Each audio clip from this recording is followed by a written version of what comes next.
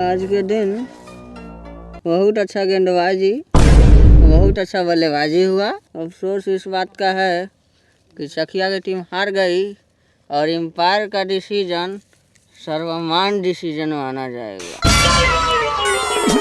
ओ भाई आइलैंड कब का होई? वर्ल्ड कप बस रहो तनी निमन से बोलो।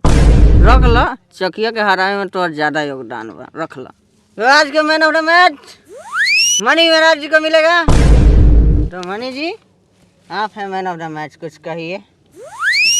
ओकरा नानी के बेटी के बेटा के मतारी के पतो के बहन से ब्याह करा। वाह मनी जी वाह, मैन ऑफ द सीरीज भी ले जाइए। और 2 शब्द बोले थे आप, 4 शब्द बोले, उसमें 1 शब्द और जोड़िए।